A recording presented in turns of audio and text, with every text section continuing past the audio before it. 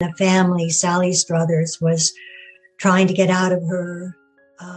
Bienvenue sur Icônes et Silences, la chaîne où les légendes révèlent enfin leurs vérités enfouies. Pendant 40 ans, son sourire si doux a apaisé des millions d'âmes à travers le monde, et particulièrement ici, en France, où elle incarnait la mère idéale. Mais personne ne savait que chaque fois que les caméras s'éteignaient, cette femme plongeait dans une réalité bien plus sombre, façonnée par un environnement que tout le monde considérait comme parfait. Aujourd'hui, à 83 ans, Karen Grassle a finalement décidé de briser le silence. Comment une icône de la douceur, le visage même de la bonté pour toute une génération, a-t-elle pu cacher de si profondes blessures? Qu'est-ce qui a pu pousser la bienveillante Caroline Ingalls à s'enfermer dans un tel mutisme? Avant de trouver le courage de tout raconter dans ses mémoires, sous les projecteurs éclatants des années 70, une époque de grands bouleversements sociaux où l'image de la famille traditionnelle était ardemment vénérée. Karen Grassle était l'incarnation absolue de l'espoir et de la pureté. Mais derrière ce visage angélique et cette perfection télévisuelle se cachaient des luttes déchirantes. À 83 ans, en publiant son livre autobiographique, elle a choisi de faire face à son passé sans amertume, mais avec une honnêteté poignante. Elle a osé nommer la vérité sur ses propres démons intérieurs et sur les dynamiques de pouvoir oppressantes imposées sur le plateau de tournage par son partenaire à l'écran, le regretté Michael Landon. Elle ne cherche pas à accuser ni à salir la mémoire de qui que ce soit, mais simplement à raconter l'histoire d'une femme qui a dû survivre à l'ombre d'une immense machine hollywoodienne. Son témoignage est celui d'une survie, une libération tant attendue des chaînes invisibles de la célébrité. Le public français l'appelait l'ange de la prairie, chérissant chaque apparition de cette mère aimante et dévouée. Mais il y a un secret que les studios ont gardé sous clé pendant des décennies, juste derrière la porte en bois de cette petite maison idyllique. Karen menait une double bataille secrète, luttant contre les exigences impitoyables de son propre succès et contre une ombre qui menaçait de la consumer entièrement. Que s'est-il réellement passé dans les coulisses de ce chef-d'œuvre intemporel pour que son étoile vacille si dangereusement? Avant de devenir la figure maternelle la plus aimée du petit écran, Karen Grassle était une artiste de théâtre passionnée, forgée par une discipline rigoureuse grâce à une prestigieuse bourse Fulbright. Elle traverse l'Atlantique pour étudier à la London Academy of Music and Dramatic Art, où elle s'imprègne de la grande tradition théâtrale classique. À son retour aux États-Unis, elle fait ses débuts à Broadway dans la pièce The Gingham Dog, démontrant déjà une profondeur émotionnelle rare. Elle brille également dans des œuvres exigeantes comme Cymbeline au festival Shakespeare, prouvant que son talent s'étend bien au-delà des rôles conventionnels. Mais c'est en 1974 que son destin bascule irrémédiablement lorsqu'elle se présente à une audition pour une nouvelle série télévisée. Dès qu'elle prononce ses premières répliques, l'alchimie est évidente. Et elle décroche le rôle de Caroline Ingalls dans La Petite Maison dans la Prairie. Ce n'était pas seulement une série télévisée, c'était un phénomène culturel mondial. En France, diffusé massivement à la télévision. La série résonne profondément avec une société en pleine mutation. Dans ces années 70, alors que le monde moderne s'accélère et que les repères traditionnels vacillent, l'histoire de cette famille de pionniers offre un refuge apaisant. Karen, avec sa voix douce et son regard empreint de sagesse, devient instantanément la mère idéale. Le pilier rassurant d'une Amérique idéalisée que les téléspectateurs français adoptent comme leur propre famille. Chaque épisode est perçu comme une leçon de courage et d'humanité. Le public est captivé par sa grâce naturelle, érigeant l'actrice au rang de véritable icône de la douceur.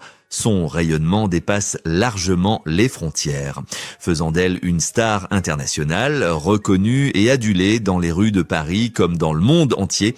Pour Karen, qui avait connu des années de galères financières en tant qu'actrice de théâtre, Ce succès fulgurant est d'abord une immense source de joie et de soulagement. Enfin, elle peut vivre de son art, reconnu par ses pairs, et toucher le cœur de millions de foyers chaque semaine. Elle utilise même cette notoriété grandissante pour coécrire et jouer dans le téléfilm Battered en 1978, une œuvre courageuse sur les violences conjugales, prouvant qu'elle est bien plus qu'une simple figure maternelle de fiction. Pourtant, la réalité des plateaux de tournage est bien différente de la chaleur réconfortante perçue à l'écran. Sous le soleil de plomb de la vallée de Simi, en Californie, vêtue de lourdes robes d'époque étouffantes, l'actrice commence à ressentir le poids écrasant de cette gloire soudaine, la pression de maintenir cette image de perfection absolue, jour après jour, devient une charge silencieuse, les journées de travail sont interminables et les premières fissures commencent à apparaître sous le vernis de cette perfection télévisuelle. L'immense joie des débuts laisse peu à peu place à une fatigue sourde, une anxiété que l'actrice doit dissimuler derrière son légendaire sourire bienveillant. Alors que le monde entier l'admire et l'envie, Karen se retrouve de plus en plus isolée dans ce paradis artificiel. Si Caroline Ingalls savait toujours comment réconforter ses proches dans la série, Karen Grassle, elle se sentait terriblement seule face à une industrie impitoyable. Les sourires échangés devant la caméra cachaient une tension grandissante, une frustration qui allait bientôt éclater dans les coulisses. Comment cette ascension fulgurante vers la gloire absolue a-t-elle pu se transformer en une lutte silencieuse et destructrice pour l'actrice ? Alors que le monde entier voyait en Karen Grassle l'incarnation absolue de la paix et de la vertu, la réalité des coulisses dessinait un tout autre tableau, bien plus sombre et oppressant. Le contraste entre la vie idyllique de Caroline Ingalls et le quotidien de l'actrice devenait de plus en plus vertigineux, menaçant de la briser de l'intérieur. À la fin de la première saison, face à l'immense succès mondial de La Petite Maison dans la Prairie, Karen, consciente de sa contribution essentielle à l'œuvre, demande légitimement une révision de son contrat. Elle espère une reconnaissance financière à la hauteur de l'impact de son personnage, une requête courante dans l'industrie télévisuelle pour une star de son envergure. Cependant, elle se heurte à un mur d'incompréhension et de contrôle absolu incarné par Michael Landon, qui n'est pas seulement son mari à l'écran, mais aussi le producteur exécutif et le réalisateur tout-puissant de la série. Selon les mémoires poignantes de l'actrice, ce refus catégorique marque le début d'une longue et douloureuse période d'isolement professionnel et de détresse psychologique. Au lieu d'obtenir un salaire équitable et le respect qu'elle mérite, Karen voit son temps d'antenne délibérément réduit, une méthode silencieuse mais redoutable pour la punir de son audace et la remettre à sa place. Sur le plateau, l'atmosphère de travail se dégrade considérablement, transformant son rêve d'actrice en une épreuve quotidienne. Elle décrit un environnement où le pouvoir règne en maître, ponctué de plaisanteries sexistes et de remarques désobligeantes formulées devant toute l'équipe technique pour asseoir une domination cruelle. Ces humiliations répétées, bien que souvent camouflées sous le couvert de l'humour de tournage, érodent lentement sa confiance et sa dignité d'artiste. Pour une femme de théâtre au talent immense, se retrouver ainsi rabaissée et prisonnière d'un système qui refuse de la traiter en égale est une véritable tragédie silencieuse. L'industrie hollywoodienne de l'époque, loin de la protéger ou de l'entendre, semble cautionner cette dynamique de pouvoir déséquilibré, laissant la vedette tragiquement seule face à ses angoisses les plus profondes. Pendant que les téléspectateurs français admiraient la foi inébranlable et la résilience de la mère de famille pionnière sur leur petit écran, la femme derrière le rôle luttait secrètement contre ses propres démons pour survivre à cette mascarade, écrasée par la pression constante de maintenir une image publique irréprochable et rongée par un profond sentiment d'injustice. Karen Grassle sombre peu à peu dans une spirale destructrice, le gouffre insondable entre son personnage télévisuel immaculé et sa propre douleur intérieure devient une torture quotidienne insoutenable. La poussant à chercher un refuge illusoire et dangereux dans l'alcool, elle avouera des années plus tard la terrible dualité de son existence de l'époque, racontant comment elle luttait contre l'envie paralysante de boire un verre de vin dès la pause déjeuner, tout en devant incarner la pureté absolue et la sagesse maternelle quelques minutes plus tard devant l'objectif des caméras. Cette addiction silencieuse et honteuse, née de la solitude immense et du désespoir de ne pas être entendue, menaçait de tout détruire sur son passage, balayant sa carrière et son âme. La perfection éclatante affichée sur les écrans de télévision cachait une femme en détresse au bord du précipice, une artiste passionnée dont la voix et la volonté étaient méthodiquement étouffées par l'ombre d'un géant de la télévision américaine. Mais combien de temps un être humain, même le plus fort, peut-il porter le poids écrasant d'une telle illusion avant de s'effondrer totalement, alors que la série continuait de battre des records d'audience spectaculaires et de fasciner des millions de foyers à travers le monde. Le point de rupture inévitable pour Karen approchait dangereusement. La question n'était plus de savoir si l'icône allait craquer, mais quand cela se produirait et surtout, quelles seraient les conséquences de cette inévitable descente aux enfers pour celle qui avait tout donné. En 1982, l'inévitable finit par se produire. Après 8 saisons à incarner la mère idéale, Karen Grassle décide de quitter définitivement la petite maison dans la prairie, fuyant un environnement de travail devenu psychologiquement intenable. Les téléspectateurs du monde entier, y compris en France, où son personnage est intensément vénéré, assistant à son départ avec une profonde tristesse, ignorant absolument tout des véritables raisons de cette rupture soudaine. Pour l'actrice, ce départ n'est pas une simple fin de contrat télévisuel, c'est une question pressante de survie intime et mentale. L'industrie hollywoodienne, qui l'avait portée au nu et transformée en icône mondiale incontournable, la laisse s'éloigner dans une indifférence presque glaciale, sans jamais reconnaître publiquement les lourds sacrifices qu'elle a dû consentir. Loin des caméras perfectionnées et des projecteurs aveuglants de Los Angeles, la transition vers une vie normale est brutale et l'atterrissage s'avère extrêmement douloureux. Dépouillée de ses robes de pionnière et du masque réconfortant de Caroline Ingalls, l'actrice se retrouve tragiquement seule face à l'immense vide laissé par la célébrité. Elle doit affronter ses propres démons qui, loin de disparaître avec la fin de la série, semblent plus puissants que jamais. L'alcool, qui avait été son refuge secret et honteux pendant les longues années de tournage oppressant, menace désormais de l'engloutir totalement dans la vraie vie. La femme qui savait consoler tout un pays à travers un écran de télévision ne trouve mystérieusement plus personne pour apaiser ses propres angoisses nocturnes.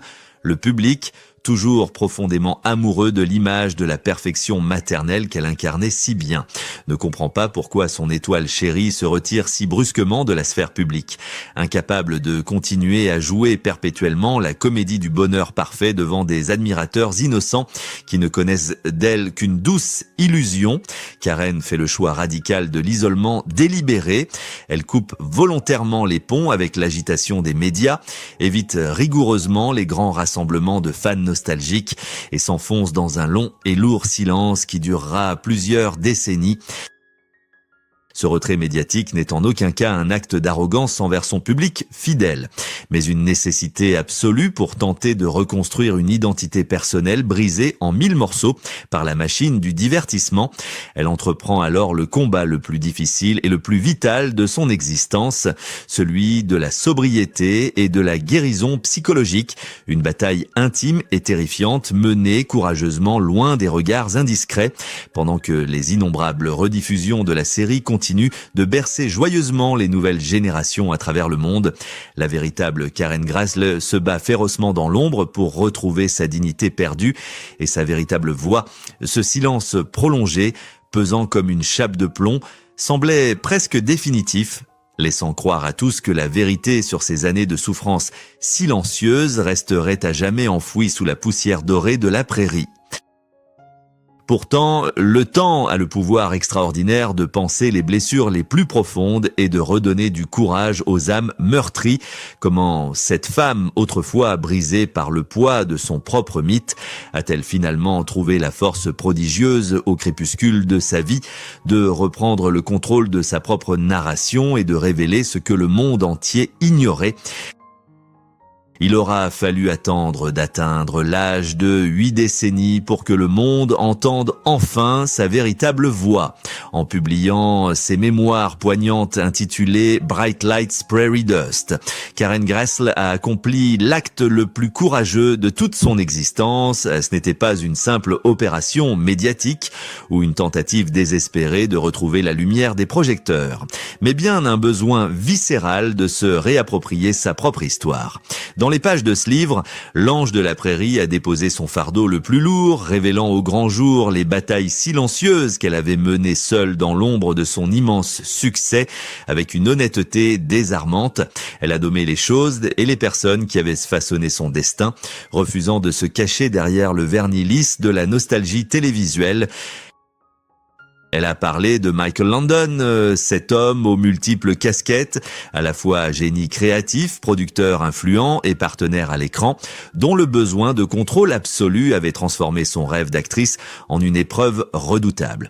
Elle a raconté les contrats inéquitables, les humiliations subtiles sur le plateau de tournage et cette sensation étouffante d'être considérée comme un simple rouage remplaçable par la grande machine de l'industrie hollywoodienne. Mais la plus grande révélation de Karen n'était pas dirigée contre les autres, c'était l'aveu déchirant de sa propre vulnérabilité, de son combat acharné contre l'alcoolisme qui avait manqué de la détruire complètement alors qu'elle incarnait la mère la plus vertueuse de l'histoire de la télévision. Ce faisant, elle a brisé en éclats l'image unidimensionnelle que le public français et mondial s'était faite d'elle. Les réactions à la sortie de son livre ont été à la mesure de l'onde de choc, passant de la stupéfaction à une profonde et sincère empathie. Les admirateurs qui la voyaient autrefois comme une sainte intouchable découvraient soudain une femme complexe, faillible, mais incroyablement résiliente. Cependant, le récit de Karen Grassle n'est en aucun cas un pamphlet rempli de haine ou d'amertume aveugle. C'est au contraire une leçon bouleversante de grâce et de maturité émotionnelle. Elle a révélé qu'avant la mort de Michael Landon des suites d'une grave maladie en 1991, les deux anciens collègues avaient réussi à renouer le dialogue dans un geste d'une humanité exceptionnelle. Ils s'étaient pardonné leurs erreurs passées, trouvant une paix inestimable avant que le rideau ne tombe définitivement. En racontant cette réconciliation finale, l'actrice a prouvé que la vérité ne sert pas à détruire le passé, mais à guérir le présent. La libération par la parole est un acte d'amour envers soi-même, une façon de refermer dignement les blessures ouvertes il y a si longtemps, à présent que les masques sont tombés et que le silence a été rompu de la plus belle des manières. Que devons-nous retenir de cette épopée fascinante et douloureuse ? L'histoire de Karen Grassle dépasse largement les frontières de la petite maison dans la prairie. Elle nous pousse à réfléchir profondément sur le prix exorbitant de la célébrité et sur les sacrifices invisibles exigés par l'industrie du divertissement. À travers son témoignage courageux, elle devient la voix de nombreux autres artistes, souvent propulsés trop rapidement sous les feux des projecteurs, qui ont été exploités, ignorés ou jetés aux oubliettes une fois leur utilité épuisée. Nous sommes en droit de nous demander ce qui se passerait si cette industrie traitait enfin ses talents comme des êtres humains vulnérables et non comme de simples produits de consommation. Sommes-nous vraiment prêts à écouter la détresse de nos idoles avant que les lumières ne s'éteignent définitivement ? Ces questions résonnent aujourd'hui avec une force nouvelle, nous rappelant que derrière chaque icône idéalisée par le public, il y a une âme complexe qui cherche désespérément à exister par elle-même. La démarche de cette actrice emblématique n'est pas une vengeance, mais une formidable leçon de résilience qui appelle à la compassion universelle. Elle nous enseigne l'importance vitale d'écouter les voix longtemps étouffées par le bruit assourdissant du succès, le public français, qui l'a tant chérie comme une mère protectrice, découvre aujourd'hui la femme forte et imparfaite qui a su se sauver elle-même. Aujourd'hui, nous n'écoutons pas seulement pour nous souvenir avec nostalgie d'une époque révolue, mais surtout pour changer notre regard sur ceux qui nous font rêver à travers nos écrans. En fin de compte, elle nous laisse avec cette pensée d'une douceur infinie et d'une grande sagesse. Je ne cherche pas le pardon des autres, ni à réécrire l'histoire. Je voulais simplement que la vérité de ma vie soit enfin racontée avec ma propre voix. Merci d'avoir partagé ce moment de vérité sur Icônes et Silences. Et n'oubliez jamais que chaque silence cache une histoire qui mérite d'être entendue.